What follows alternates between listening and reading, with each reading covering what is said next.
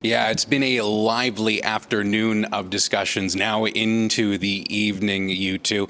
Well, we're outside of the committee chambers where the executive committee meets every month or 2 months, depending. And, well, let's just say that there's been a lot of people that have had some thoughts when it comes to installing priority bus lanes, particularly. And we'll talk about the other big item, snow removal, in a second. But let's go back 6 years. How about that? 2019, we talk rapid TO, the bus plan to get express bus lanes around the city. Dufferin was one of the choice routes that they chose at the time. It's the 5th most widely used surface route in the city. About 1 in 2 buses don't actually show up on time, according to the city's own data. And looking at the major parts of the stretch, the average speed during rush hour of a bus is 14 kilometers an hour. So they want to be able to try to move people faster.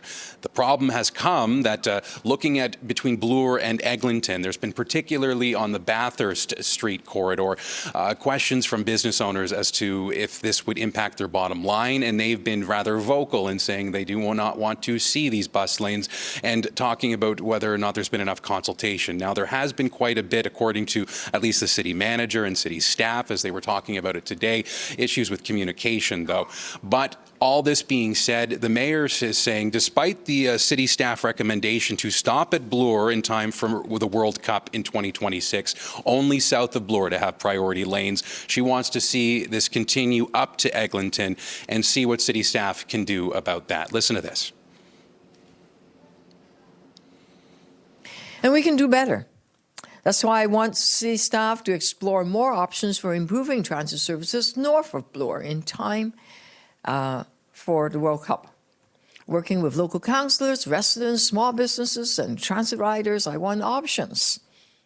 Whether it's HOV lanes or other solutions, loading zones, etc. There's a lot of alternatives one could look at so that transit and people could move faster in that area. With local councillors. Some of those local councillors the mayor's referring to include those in Midtown, like Diane Sachs, who's the ward for University Rosedale. And when we heard from her earlier, she was talking particularly about Bathurst, how there are some compromises that can potentially be done to hopefully mitigate some of the challenges here. There's about 60 businesses on Bathurst between Bloor and DuPont. They've made a pretty credible case to me that they need some access to parking, and that at the moment there are very few options for them if there is no parking ever 24/7 on Bathurst. So it makes sense to try first just clearing the eastbound lane, which we can do with parking and turn changes, extending the no stopping zone, and see if that solves the problem. Now, the mayor's motion will likely carry because she has the votes on the executive committee. But the other big thing that was voted on earlier on today, Bakari and Lena, was talking about snow removal. Very quickly, going back to February, we had 3 dumpings of snow very quickly and in succession. And several city streets were reported to not be cleared for days, if not longer.